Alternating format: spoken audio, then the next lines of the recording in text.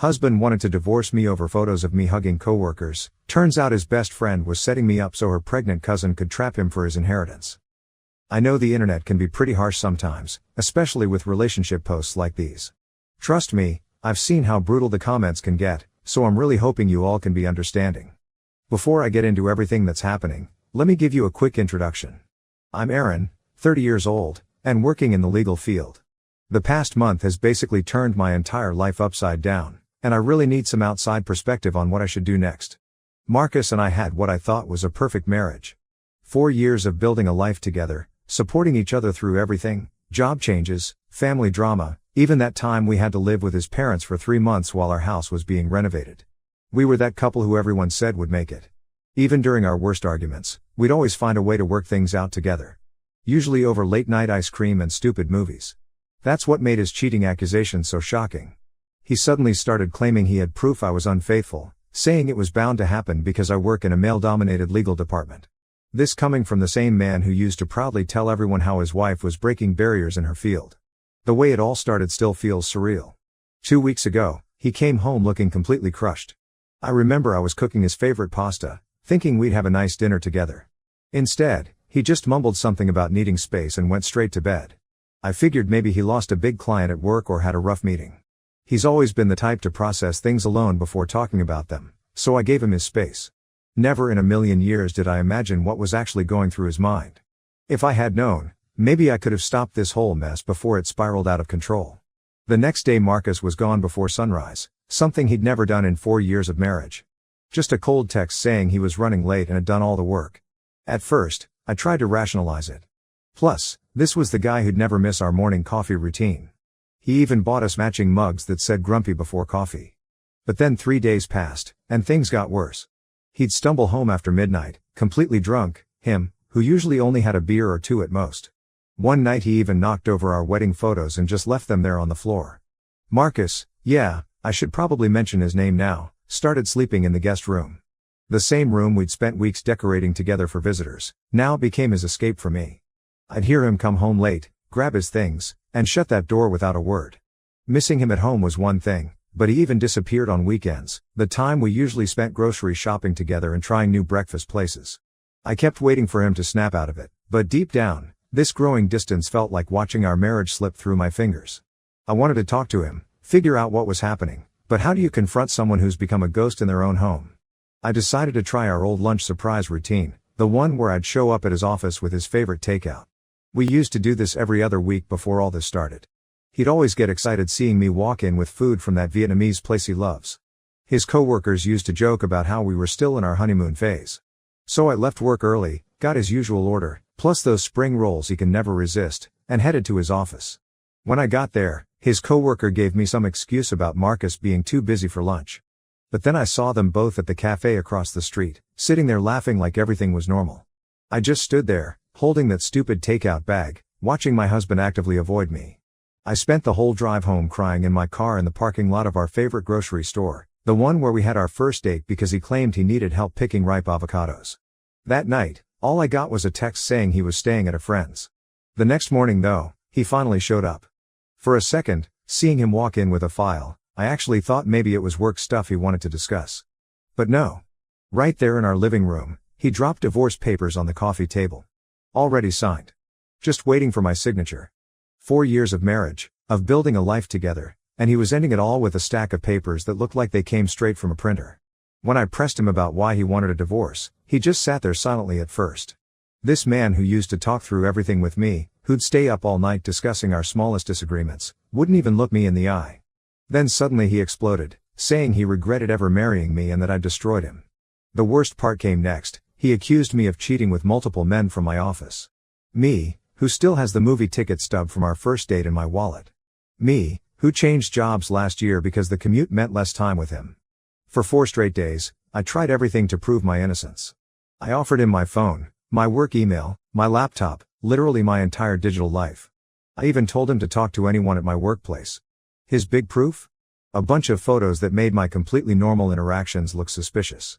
There was one of me hugging Kyle from accounting at his farewell party, the same party Marcus couldn't attend because of his business trip. Another showed me having coffee with Jeremy, my best friend since law school, at our usual spot. The photo was taken from this weird angle that made our casual conversation look intimate. Mind you, Jeremy is the same guy who helped Marcus plan his proposal to me, and whose girlfriend usually joins us for these coffee meetups. The photos look like they were deliberately taken to create drama. But Marcus, who knows every single one of these people, who's had dinners with them, was suddenly seeing everything with completely different eyes. I actually started laughing when he showed me these photos, because the whole thing was so ridiculous. The coffee shop picture? Jeremy's girlfriend Sandra showed up literally 5 minutes later. We were just waiting for her because she was stuck in traffic. Sandra and I even went shopping afterward and bought matching plant pots. And those office photos? I'm one of 3 women in a department of 20 people. Of course I interact with male colleagues. Just last month Marcus was bragging to his family about how I was handling major cases and working directly with senior partners. He used to be so proud of my career, even helped me prepare for big meetings. Now suddenly every professional interaction was suspicious. It's like he forgot all those times he came to office parties and met everyone himself. But nothing I said mattered anymore. He just kept pushing those divorce papers toward me, saying he wanted me out of his life. I showed him everything, my phone, my messages, my emails. I even offered to call Sandra right then to confirm everything. But he'd completely shut down, like he'd already decided what to believe. Then came the final blow. He gave me 48 hours to get out of our house. The same house we spent months hunting for, where we stayed up all night painting walls and arguing about furniture placement. Now he was threatening legal action if I didn't leave. 2 days to prove my innocence, to save my marriage, and to somehow make sense of how my life had imploded so completely. How do you even start packing up 4 years of marriage in 48 hours? The whole time, something about these photos felt off. They were too perfectly timed, too perfectly angled, like someone was following me around waiting for any interaction they could twist. When I finally discovered who was behind it all, everything clicked into place. It was Adriana, Marcus's supposed best friend from college. I found out by doing something I never thought I would, checking his phone while he was in the bathroom. In my defense, when your entire marriage is falling apart and you're about to be kicked out of your own home, desperate times call for desperate measures. Plus, this was the same phone I used to help him set up, the one where we'd share funny memes and photos of dogs we wanted to adopt someday. Those 5 minutes scrolling through his messages were enough to make me angry. There was Adriana, systematically poisoning Marcus's mind against me. Message after message questioning everything about my life. What kind of wife meets male friends for coffee? Don't you think it's suspicious she chose to work in a male-dominated field? She'd send these little comments daily, planting seeds of doubt. The worst part? I used to invite her over for dinner, tried to include her in our lives because I knew how important she was to Marcus. I even defended her when my friends said she seemed weirdly possessive of him. Now here she was, methodically trying to destroy my marriage, and my husband was eating up every word like it was gospel truth. After seeing those messages, I grabbed my keys and drove straight to Adriana's house, the one Marcus helped her move into last year because that's what best friends do. But before I get into what went down there, let me explain why I wasn't exactly surprised that Adriana was behind all this. The tension between us goes way back to when Marcus and I first started dating. From day one, she made it painfully obvious that she disapproved of me. I still remember our first meeting at a cafe. I reached out to shake her hand and she looked at me like I was something stuck to the bottom of her shoe. Right in front of me, she asked Marcus if he was really sure about dating someone like me. At our engagement party, she spent the whole night making backhanded comments about how quickly we were moving. Even at our wedding, she showed up late, gave this weird speech about how she'd always be there for Marcus, and left early. Everyone saw through her act except Marcus. I always suspected she had feelings for him, but whenever I brought it up, Marcus would just laugh it off and say they were like siblings. He'd tell me stories about how they grew up together, shared classes, and how she was just protective. Now I was seeing exactly how protective she could be. I should have seen this coming. The night before our wedding, she actually cornered Marcus at our rehearsal dinner and told him he'd regret marrying me. Marcus mentioned it casually the next morning while we were getting ready, laughing it off as classic Sam being overprotective. I remember feeling uneasy but pushed it aside because, well, it was my wedding day. 4 years later, here we are, her prediction becoming a self-fulfilling prophecy, not because I did anything wrong, but because she'd been playing the long game, waiting for the perfect moment to swoop in and claim Marcus for herself. All those times she'd show up at our house unannounced, claiming she was just in the neighborhood, suddenly made sense. When I got to her place, she initially pretended she wasn't home, real mature for someone who'd just blown up my entire life. But the moment I mentioned Marcus was divorcing me, that door flew open faster than you'd believe. The smug look on her face made my skin crawl. Standing in her doorway, surrounded by photos of her and Marcus from college, seriously, who keeps that many photos of their friend? I cut straight to the chase and asked her why she'd manipulated him with lies about me cheating. Her response? I'm just trying to save my best friend from a toxic relationship. Save him? From what? Our weekly game nights? Our plans to start a family? She stood there, acting all righteous, like she was doing Marcus some kind of favor by destroying our marriage. I kept trying to explain to Adriana that her proof was just normal moments from my life twisted to look suspicious, but she wasn't having it. She actually stood there and told me I should just let Marcus go, like she was doing everyone a favor. The weird part was how she kept referring to their future, not his future, their future. When I finally asked her straight up if she had feelings for my husband, she got super defensive. He's like my brother, she said, but the way she practically slammed the door in my face said otherwise. This is the same woman who cried at our wedding, not happy tears, mind you, and now she's orchestrating its end. Back home, I tried one last time with Marcus. The conversation still replays in my head. I asked him why he never once came to me with his doubts, why he let Adriana feed him these stories without even questioning them. His response? I trust Adriana more than you. Just like that, 4 years of marriage meant less than his college friend's word. Now I'm sitting here in our house, well, I guess it's his house now, with boxes half packed and 24 hours left before I have to leave. The same house where we spent our first Christmas together, where we talked about having kids someday. I know I'm innocent, but somehow I still feel guilty, like maybe I could have done something differently. I've tried everything I can think of to prove my innocence, but it's like talking to a wall. I really need advice here. What would you do if your spouse trusted their friend more than their own partner? How do you fight against someone who's spent years plotting your downfall? I'm completely lost and could use any suggestions. Update 1. Hey everyone, coming back with an update after a few weeks. First off, I'm genuinely overwhelmed by all the support in my DMs and comments. Reading your stories and advice has given me some hope during my 3 a.m. crying sessions, which have become less frequent, thankfully. Special shout out to the person who sent me that care package with chocolate and wine, you're an actual angel. Though I have to address something real quick, to the keyboard warrior in my comments claiming I'm making this up, seriously? I've spent the last 4 years building a life with Marcus, planning our future, dealing with his mom's passive-aggressive comments about when we're having kids, and working my way up in my career. I don't need to prove myself to random internet strangers who probably can't even maintain a houseplant. Now for the actual update. I know it's only been a few weeks since my last post, but so much has happened that I need to share. Honestly, I wasn't planning to post again so soon. I've been trying to keep busy with work and processing everything, but seeing how many people reached out with similar stories about toxic friendships ruining their relationships made me realize I'm not alone in this mess.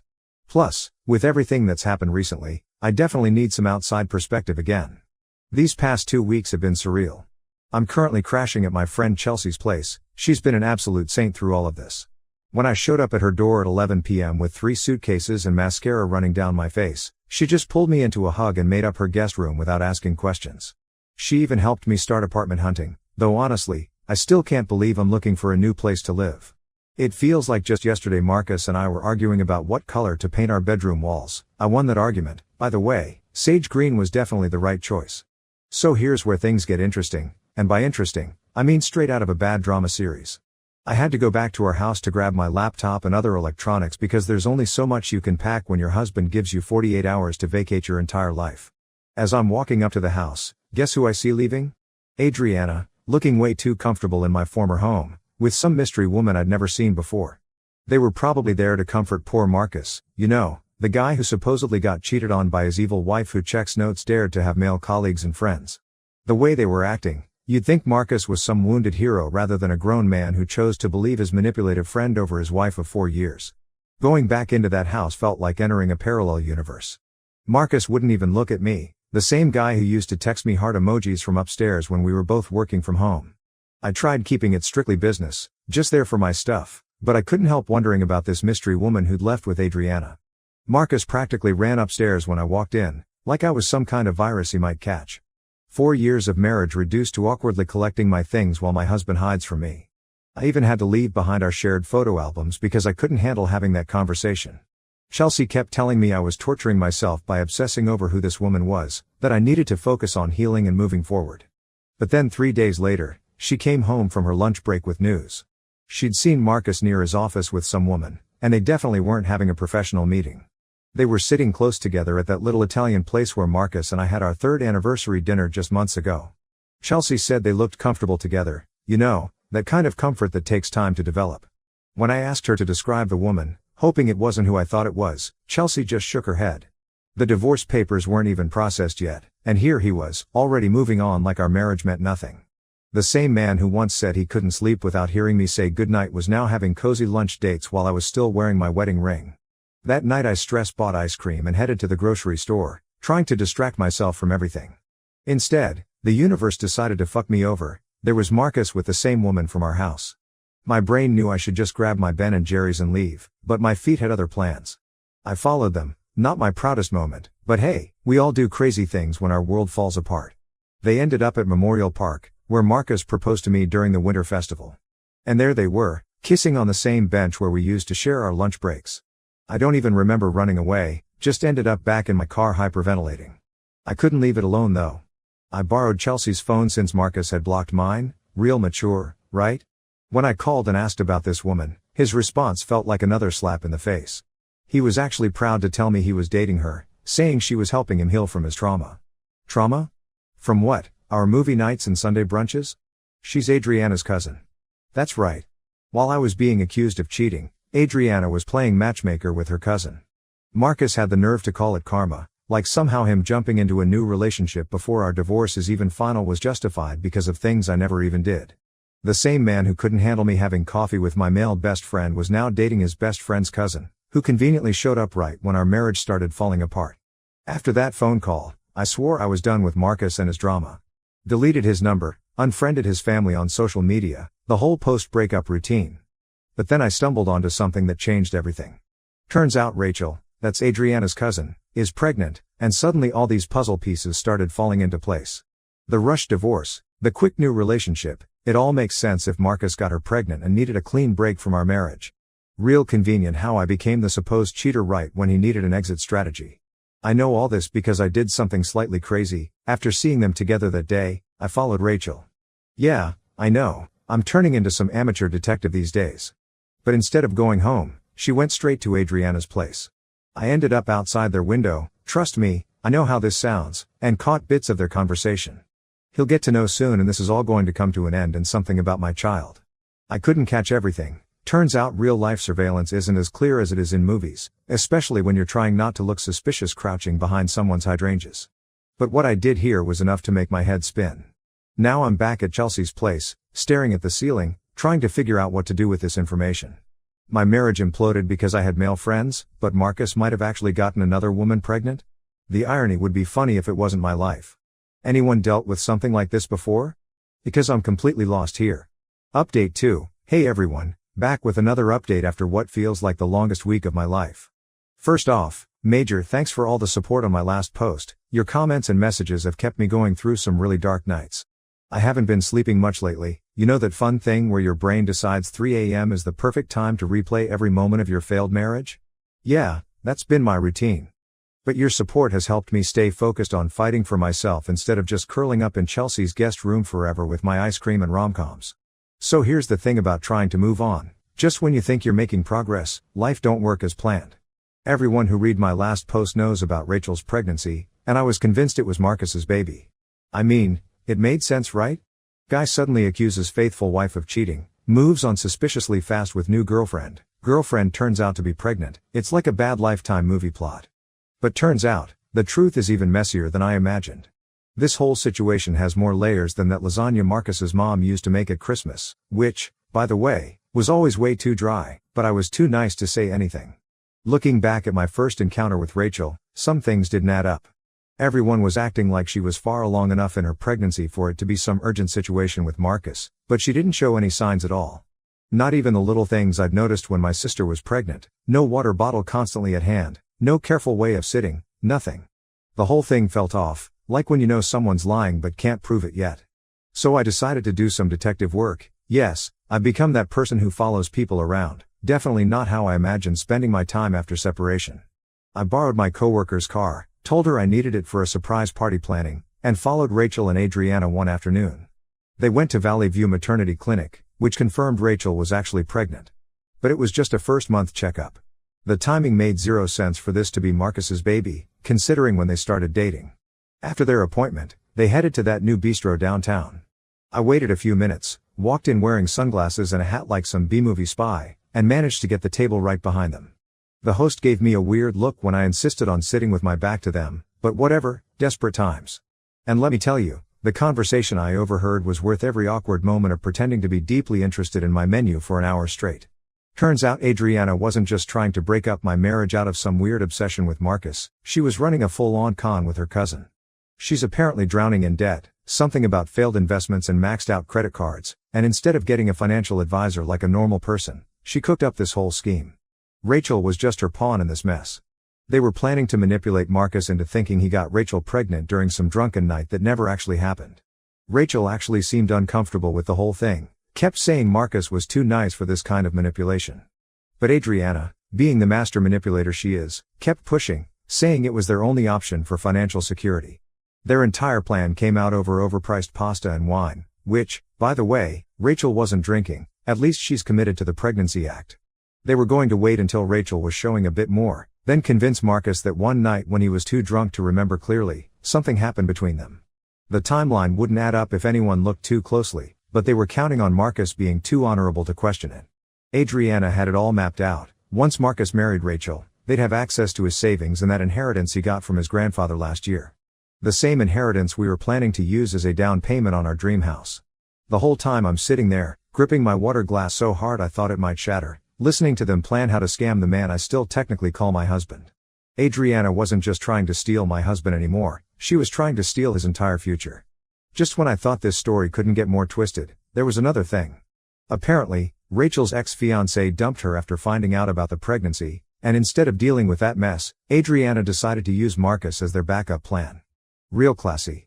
But here's where it gets interesting. 3 days after I overheard their conversation, guess who shows up at Chelsea's door looking like a lost puppy? Marcus. Standing there with our favorite takeout and begging me not to sign the divorce papers. The same man who couldn't even look at me 2 weeks ago was suddenly talking about reconciliation and how he still believes in us. The reason for this complete 180? Remember me sitting in that restaurant pretending to be fascinated by my phone? Well, I wasn't just scrolling through Instagram, I was recording everything. Yeah, I know it's probably not the most ethical thing, but desperate times and all that. I emailed the whole conversation to Marcus that same night. At first, he tried to deny it, claiming I'd somehow faked the recording, because apparently I'm both a cheater and an audio editing expert. But then he confronted them, and oh boy, did things get messy. Marcus, who's known Adriana since college, finally seeing her true colors. She actually tried to spin some story about doing it all for his own good, but that fell apart pretty quickly. Rachel broke down and confessed everything. Marcus went full lawyer mode on them, threatening legal action for defamation and fraud. Turns out the prospect of paying damages they couldn't afford was enough to send them running. These two women who'd been so confident about their little scheme just disappeared, no dramatic showdown, no tearful apologies, just gone when they realized their plan had backfired. But before all that, Marcus still tried to turn it around on me. He actually suggested that I doctor the recording because I was desperate to get him back, yeah, because that makes total sense. I had to spell it out for him. His precious best friend and her cousin were trying to scam him out of his inheritance and savings. The same money we once talked about using to start our family. It took him way too long to finally see the truth. So now here's my dilemma, and I really need your honest opinions. Marcus wants to reconcile. He keeps sending these long texts about how sorry he is and how he should have trusted me. But I can't forget how quickly he turned on me. 4 years of marriage, and he chose to believe Adriana's lies over my truth. He didn't even try to talk to me about his suspicions, just went straight to divorce papers and kicking me out. Sure, he was manipulated, but doesn't his reaction say something about how much he actually trusts me? Would you take back someone who threw away your entire marriage based on his friend's word? Final update. Hello everyone. Yep, the woman whose husband almost left her for a fake pregnancy scheme is back with one final update. For those just joining this soap opera, check my post history, because this last update is wild. Sorry for going MIA for a month, I've been busy setting up my new place and honestly just processing everything. I'm finally feeling settled in my new apartment, which, by the way, has this amazing kitchen that Marcus would have hated, when guess who shows up at my door looking desperate? Adriana and Rachel. These two had the audacity to come to my place after everything they did. But instead of slamming the door in their faces like any normal person would, I had a better idea. They were broke, desperate, and needed work, and my petty side saw an opportunity for some sweet revenge. So I hired them as my housekeepers. I'm trying so hard not to laugh while typing this. You know how they say revenge is best served cold? Well, mine came with a side of cleaning supplies and a whole lot of karma. Let me tell you exactly how I turned these wannabe con artists into my personal cleaning crew. The absolute audacity of these two showing up at my door still blows my mind. There's Adriana, who spent months plotting to destroy my marriage, and Rachel, who was ready to trap my husband with a fake pregnancy story, standing there looking like sad puppies. They actually had the nerve to ask me to help convince Marcus to forgive them because he'll listen to you now that he feels guilty. Right, because that's exactly what you do after you wreck someone's life, ask them for favors. They kept saying they'd do anything to make it up to me. Anything? Now that got my attention. I was sitting there in my half-unpacked apartment, still surrounded by moving boxes, including the one with all our wedding photos that I still haven't decided what to do with, when this beautifully petty idea hit me. I told them I'd consider helping them if they worked as my personal housekeepers. You should have seen Adriana's face, this woman who used to act like she was too good to even sit at the same table as me, now being offered a job cleaning my toilets. The best part? She was so desperate she couldn't even hesitate. Remember how she used to brag about her designer bags and fancy brunches? Now she's scrubbing my floors with those same manicured hands. Both of them started the next day, bright and early, looking like they'd rather be anywhere else. I may have gone a little overboard with the cleaning supplies shopping, but hey, if you're going to get revenge, might as well make it sparkle. I actually started feeling a bit sorry for Rachel. It was pretty clear she was just another victim of Adriana's manipulation. The same way Adriana had played Marcus, she'd been playing her own cousin, dragging her into this mess. After a week of intense cleaning, I may have been extra picky about baseboards and window tracks, they were both at their breaking point. Then came the day that made it all worth it. Rachel accidentally knocked over a bucket of water that splashed all over Adriana's expensive shoes, the ones she probably bought with credit card debt, and everything exploded. Suddenly my living room turned into a WWE ring. Adriana completely lost it, slapping Rachel and screaming about how this was all her fault, rich coming from the person who masterminded the whole scam. Rachel, finally finding her backbone, started hitting back. Next thing I know, they're rolling around on my freshly mopped floors, the irony, pulling hair and screaming about who ruined whose life. My neighbors probably thought I was running some kind of fight club. While they were fighting, all their secrets came pouring out. Turns out Adriana had been stealing money from Rachel for years, using her cousin's credit cards, and manipulating her into sketchy schemes way before the whole Marcus situation. I let them go at it for a minute, okay, maybe two, it was entertaining, before stepping in because they were getting close to my new TV. I fired them on the spot, telling them they clearly weren't cut out for honest work. When they started begging for another chance, I just smiled and reminded them they had 5 minutes to leave before I called the cops.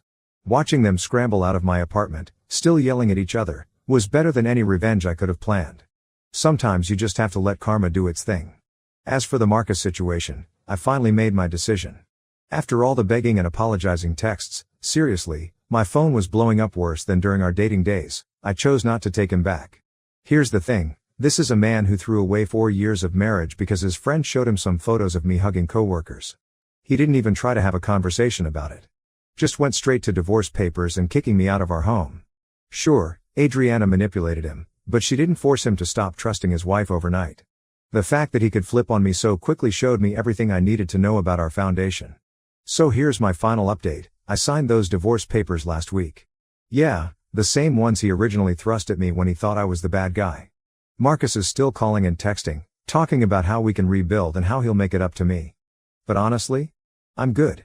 My new apartment doesn't have his mom's weird angel figurines watching me from every corner. I can watch reality TV without him complaining, and I'm sleeping better than I have in months. Sometimes the best revenge isn't making your enemies suffer, it's moving on and thriving without them.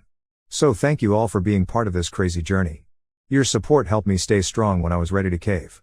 But before I go, I'll leave you with one last question, because apparently I'm still processing this. Would you have taken him back? The man I planned my future with turned out to be someone who trusted his manipulative best friend more than his wife, but he was also my best friend for so long.